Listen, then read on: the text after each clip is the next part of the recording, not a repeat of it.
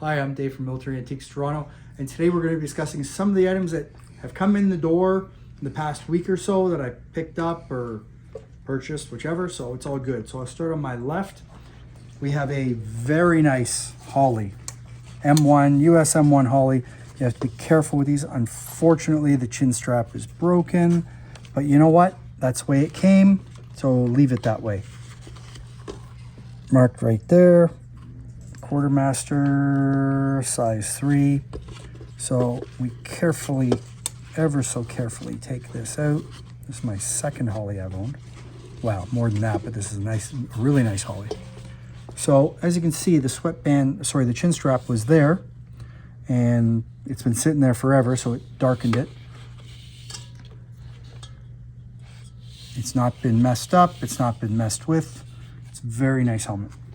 Inside, you can see, if I'm quick, it's a Schluter, it's right there. Hopefully my cameraman can get that. So, it's a front seam, as you can see right there. Fixed bail. Very nice helmet.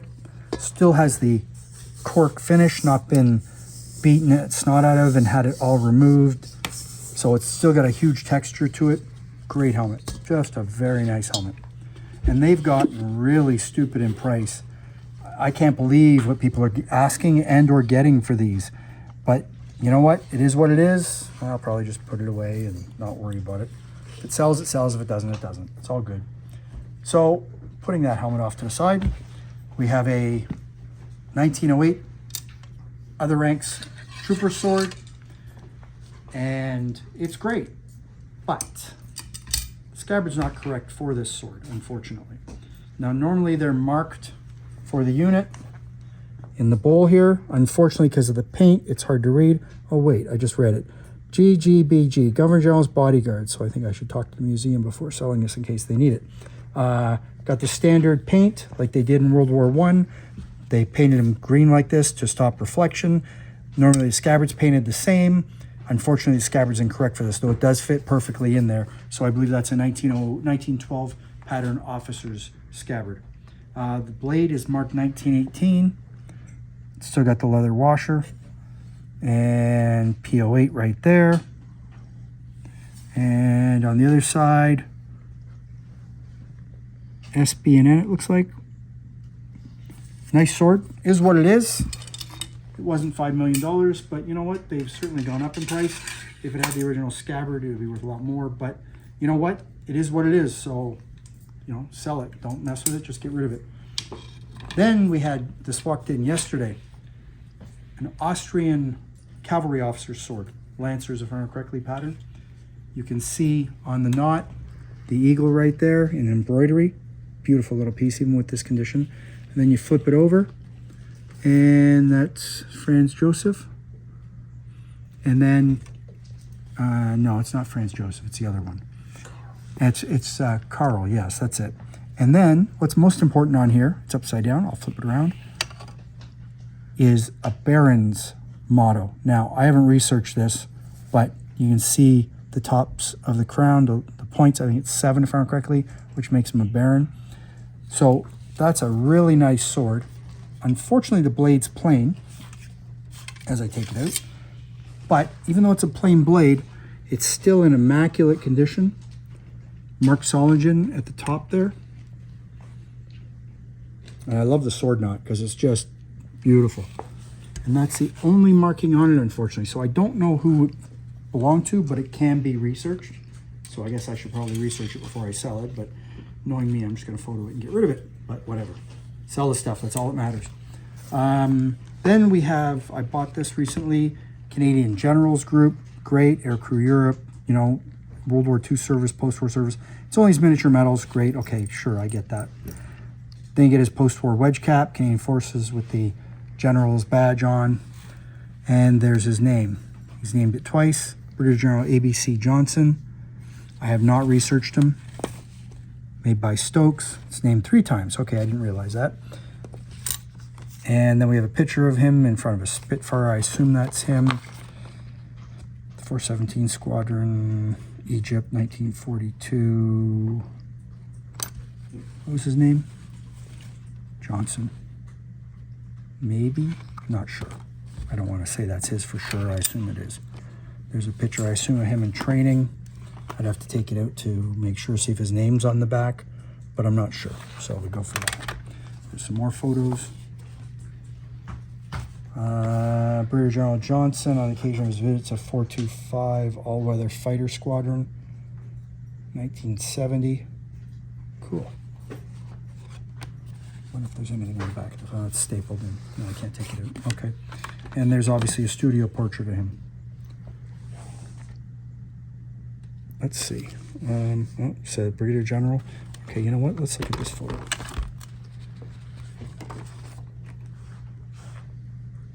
Well, he's certainly got the eyebrows. Except for the pencil mustache. So probably. But you know what? I'm not 100% sure. It's the way I got it. Let's hope it's is his photo. I have no research on him at this time, but it's a cool group. This came in. Though it's not marked as such, I'm sure this is a POW art, German POW art. The detail is outstanding. I could never carve, but this is very well done, incredibly so. It's named right there. I haven't bothered researching the name yet, but the detail of this wood carving is just mind-boggling. He captured all the details. Unfortunately, the peak of the Brodie as some people call it, steel helmet has chipped off. And there's no name on the bottom, unfortunately. But you know what? It is what it is. It's pretty cool. Then I picked up this Royal Canadian Army Service Corps swagger stick for an officer. That's kind of neat. Came with the badge. You know, you could put badges on. Why bother? That sounds like a lot of work. It came this way. I'll sell it this way. German dagger from a show. Great. Yep. Very nice. Very pretty. Beautiful fittings. Beautiful patina. Love it. Great. Yeah. Amazing. Yep. Great Aircrew logo. Really nice piece. Love it. Beautiful handle. Love it. And then you find out the tip's broken off, which is a shame because that is a beautiful cross hatching on the blade. You see the lines? Like, that's a really good blade, but someone broke it, unfortunately. So it'll get sold as is, but shame, but it's a beautiful piece, but whatever. Then we picked this up. 1917 Birmingham, Webley and Scott. It does work. Thankfully, I can fire this because I know it's empty. I've made it safe. Unfortunately, it's been dropped so many times that it's bent the end. Now, this could probably be fixed, but I'm not going to bother, and it's not something I would bother even touching. Normally, they do get broken. These parts break, but this is still there. It's also marked right there, W and S, as it is on the other side for Webley and Scott. That's a nice piece. These eagles are German desk eagles, and they're not... So you can get this for, if you were a member of the party, you got this as a friend of the party. So it was given as a gift to you. So if you worked for, Fag Bearings or whatever, they would give you this because you weren't a member of the party, but you did a good job for them. They liked you, so they gave this to you. So these are non-portable awards, they're known as. They're desk pieces, so you'd have this on your desk. Sort of like Colonel Klink would have beside his pickle hub from Hogan's Heroes. So, again, this one's a lower quality one. This one's presented to somebody. Obviously, I'm going to have to figure out exactly who and what and why. I'm sure my employee speaks some sort of German, so he would, I'm sure, tell me what it is, because he's good like that. So, but these are really nice detail. This one, I feel, has been repaired at one time, because you can see the crack in it. I didn't do it, but it's the way it came, so it's the way it'll get sold. But I'll make sure that everyone knows. This is a door eagle, political. It's cast aluminum, I would say. It's a bit heavier than aluminum. It's not aluminum. You can see the maker here, just not enough for me to tell you who it is without doing some research. but you can see the casting lines throughout, and it sings, so it's probably steel. Been painted gold, so that's pretty cool. This piece here, I just had to have. It's a block and tackle. That's what it was. You can see that it was a block and tackle. Totally. Someone made this into a magazine holder. Now, I tried to sell this to my other employee as a toaster, but he didn't fall for it. So, it's a magazine rack. And someone put a decal on each side. It's very cool. That's a great way to repurpose that. Love it. I think it's neat. So then we get into the stuff at the end. So, RCN, HMCS Fort Francis. So all these are pennants. Well, not all pennants, they're pillowcases too. That's a nice one. Then you get a small silken one for Paulson, Manitoba, RCAF. Then you get this one for Camp Borden, probably World War II. I wasn't going to bother with this, but you know what? This isn't your normal British Union Jack. Normally they're made of bunting material. This one's, I want to say silk or something similar to that, because it's not bunting. It's not a coarse, heavy weave. It's a really finely made flag. You know, when was it made? I don't know. I didn't make it, but there's no marks on it for date.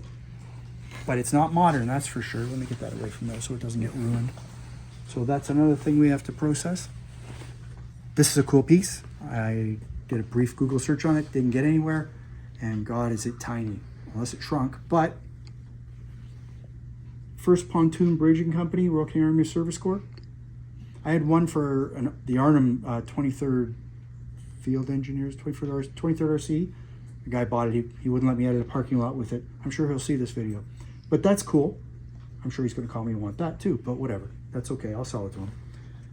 This is, I believe, just an unfinished pillowcase, but it's all been embroidered, hand embroidered. For Liberty and Freedom, FR75, I don't know exactly, but you get all the country's flags in there. So it's World War I. So that's cool.